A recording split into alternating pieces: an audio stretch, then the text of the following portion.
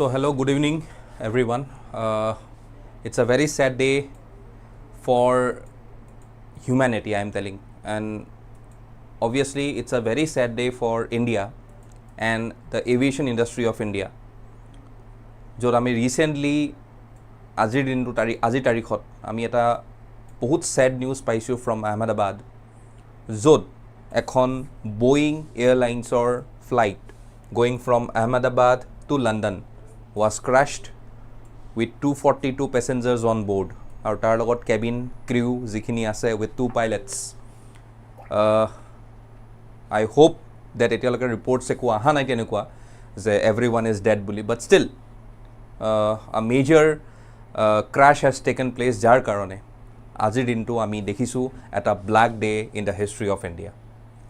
And we all know that in the year of 2025 we are just standing on June. It is hardly 6 months ami a year to cross korisu, and still from this period of time we have seen various incidents, be it the recently occurred Bengaluru stampede after the RCB won the trophy after 18 years. Then we have seen a major attack on the civilians in Pahalgam in Jammu and Kashmir. Tarupurot we can see that we have seen incidents basically like the Kumbh Mela stampede. Okay, then we have seen about the Mumbai local train incident.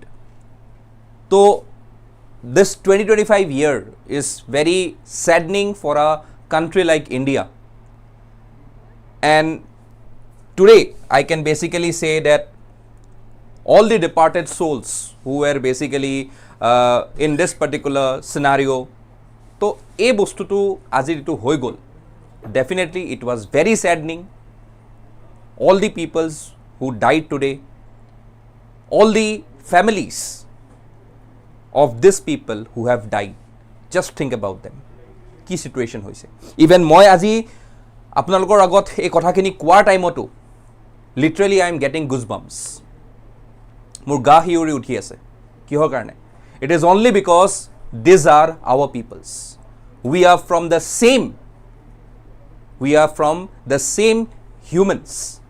Aji yate maybe we have got Indian nationals, we have got British nationals, we have got Canadian nationals, we have got Portuguese nationals. Ase, but we all at the last are humans. Kobat jodi bloodshed hoy ase for any region, definitely it is basically a heartwarming situation. So let's go ahead with this particular situation. So আজি দিনত আমি জানো যে how this particular flight taking off from Ahmedabad and then going ultimately to the region of London. Okay, so যাব লাগা আছিলে, তো you can see Air India flight 171 en route to London with 242 people on board crashes shortly after takeoff in Meghani Nagar, a residential area just outside the Ahmedabad airport in western India. The Boeing 787 Dreamliner, a premium flight, okay, which was 11 years old, went down minutes after departure. Aru ami jano je a particular flight khon jikhon asile Boeing. Okay, Boeing is an American company. Boeing is an American company. A flight khon induct kora goisile 2014 sonot. Moi jodi ko aji 11 বছৰ হৈছে. Okay, আৰু details মই কৈ আছো কিছুমান। এই 11 বছৰত এই ফ্লাইটখন আজি ডাউন হৈ গ'ল। ইউ কেন সি এয়াৰলাইন আছিলে Air India, flight route Ahmedabad to London. Aircraft type yet to be officially confirmed, but likely a wide body Boeing 787, এইটো এতিয়া কনফাৰ্ম হৈ গ'ল, Boeing 787 Dreamliner বুলি। Okay, persons on board 242 people, initial reports very slightly some mentioned 242, other around 140-30 and crew, but এতিয়াও আমি জানো যে 242 people were on board.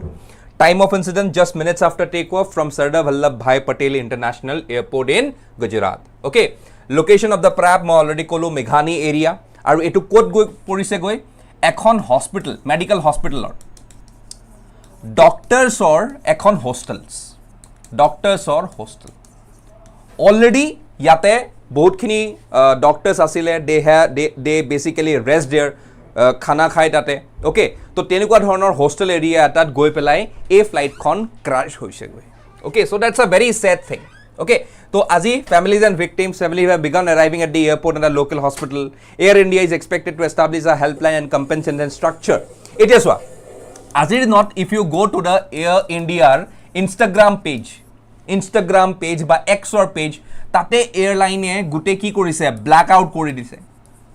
Okay, DP photo khon blackout kori dise, jitu tekhethokolor cover story hoy hetu blackout kori dise. So gute bilak bostu yar pora otorai dise.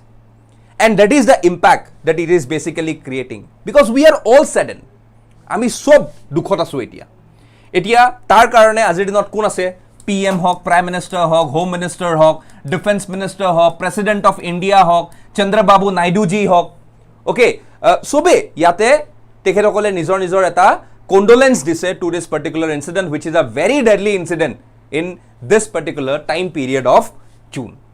Okay, so emergency response, fire response teams were dispatched quickly, local police cordon off the area, hospitals in Ahmedabad placed on high alert, bystanders and residents initially assisted until officials arrived. Tar uporot jitu amar Sardar Vallabhbhai Patel International Airport ase, tat jiman khini flight jabo laga ase gute khini etia suspended hoy gol.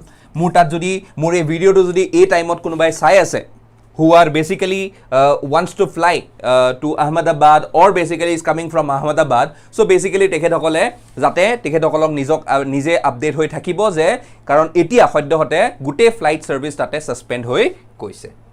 Okay, so azir jodi moi comparison koru gute flights incidents bilak, see azir ei jitu Boeing or ei jitu situation hoise ba aji Boeing or jitu aji accident hoise, recently etu hoise Jeju Air etu South Korea ekhon airline hoy, South Korea aru tekhetokolo ei Boeing flights ekhon use kore.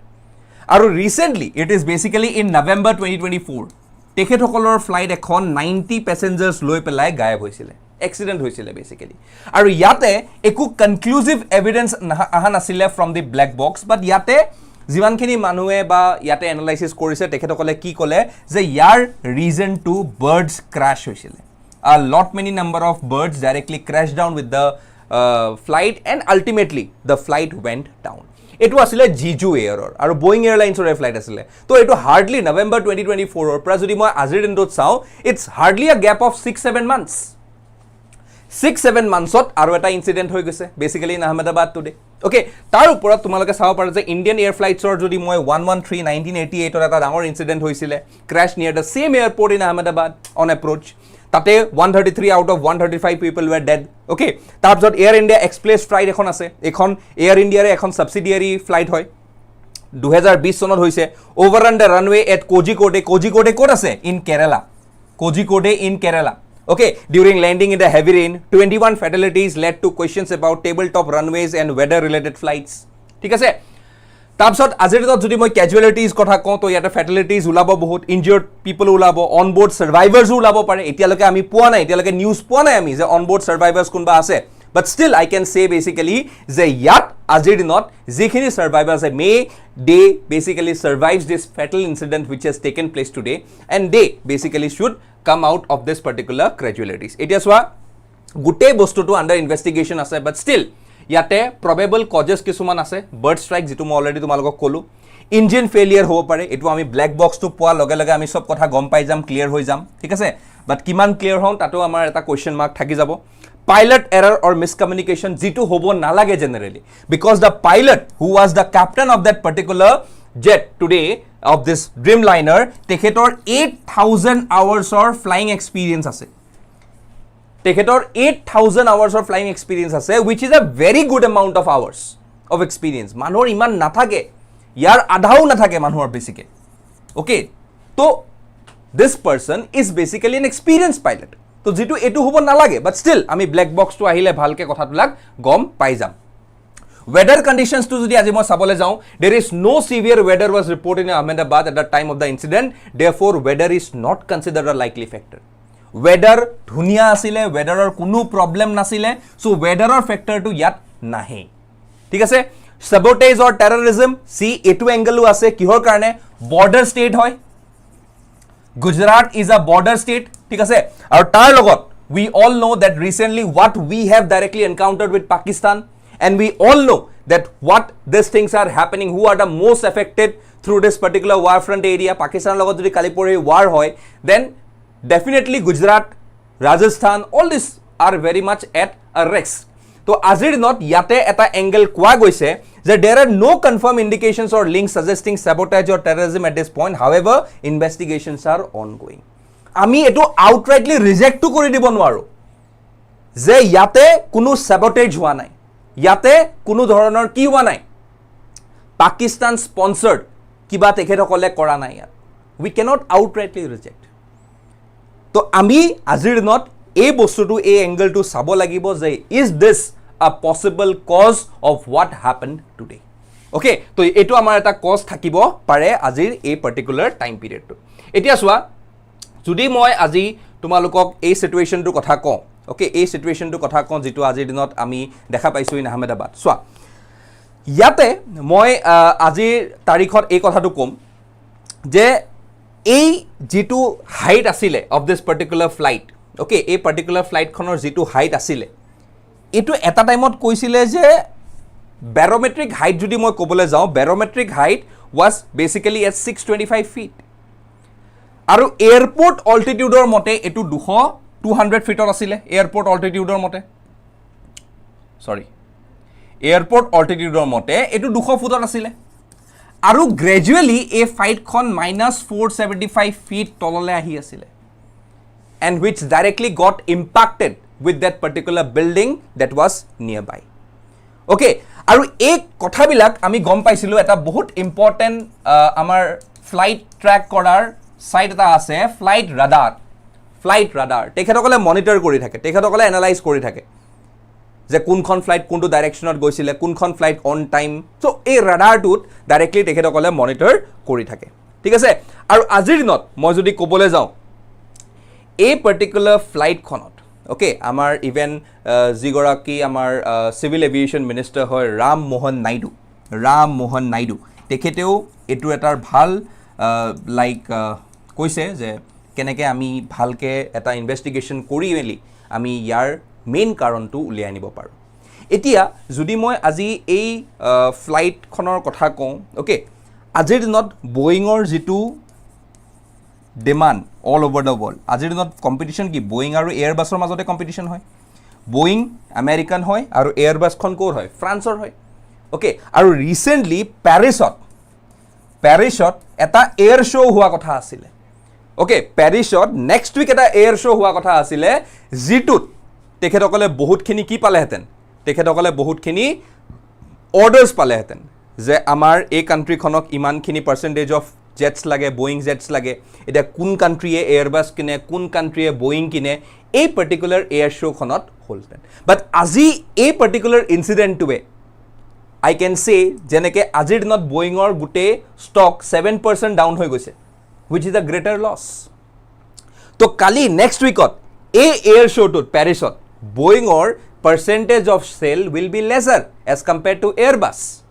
এতিয়া ইয়াতে মই আৰু এটা তোমালোকক মই ক'ব ওলাইছোঁ এটা বহুত ইম্পৰ্টেণ্ট ফেক্টৰ, চাইনাৰ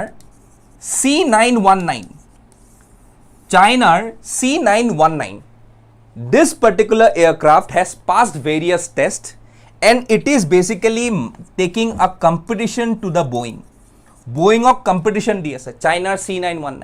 এতিয়াও এইটো ষ্টেণ্ডাৰ্ডত যোৱা নাই, এতিয়াও তেখেতসকলৰ এনেকুৱা নহয় যে চাইনাৰ C919 is basically getting a good amount of orders from all over the world, no, but they are giving a tough competition to Boeing মই ক'লো অলৰেডি আমেৰিকান হয়, তো চাইনাৰ আমেৰিকানৰ লগত আমি জানোৱে China American trade war, okay, trade barriers, tariff trade চব হৈ আছে। তো আজিৰ দিনত চাইনাৰ C919 is giving a tough competition to Boeing। আৰু এইবিলাকৰ কাৰণে আজিৰ দিনত দেখিছোঁ যে why this like how this particular incident or this particular accident will impact basically the next week Paris air show. Yet I will take the name of one person who is referred to as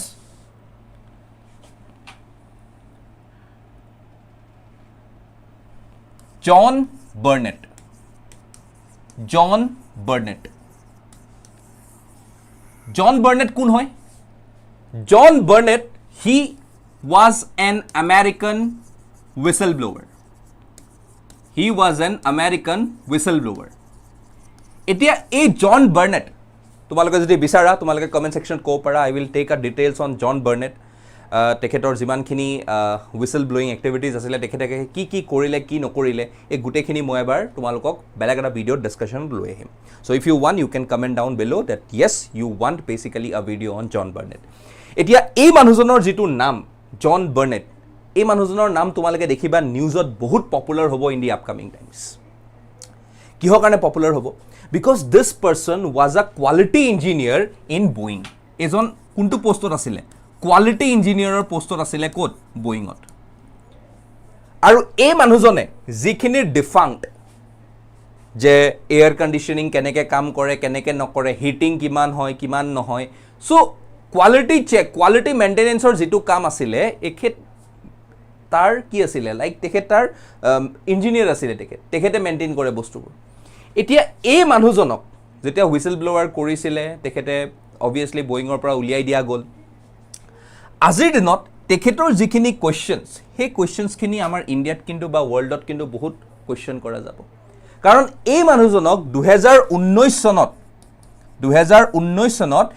under mysterious circumstances he was basically or he basically killed himself বুলি কোৱা যায় under mysterious circumstances he died he basically committed suicide আৰু যাৰ কাৰণে তেখেতৰ ফেমিলিয়ে বয়িঙৰ ওপৰত cash দিছে যে because of various mental harassments various types of harassment because he has made the world knows that what Boeing is actually doing কাৰণ তেখেত কোন আছিলে কোৱালিটি ইঞ্জিনিয়াৰ আছিলে he was basically a quality engineer in this particular Boeing thing আৰু যাৰ কাৰণে জন Burnett was basically I can say মই ক'ব নোৱাৰো because it was not concrete so he died under mysterious circumstances in his own house basically during the time period of 2019 so আজিৰ দিনত ইয়াত এটা ডাঙৰ question raise হৈ আছে আৰু this is not a simple incident it is not a simple incident 242 people if I include the crew it is more than 10 so 252 260 any hui ase so can you say you are killing 250 just because of this insensitivity that you have towards this particular quality maintenance tar agote olob agote eta bahut video immediately circulate hoisile ki video asile ejon passenger from Delhi to Ahmedabad who has shared a particular video saying about that the air condition is not working, the plugs are not working, okay, the maintenance is not good. So it was basically compromised. So azir dinot bahut questions ase. Azir dinot bahut questions ase sobore because it is the loss of life to around 250 peoples on board and also the peoples who were basically under the hostels. Who were having a time because a time period to ki asile eta it was a time of the afternoon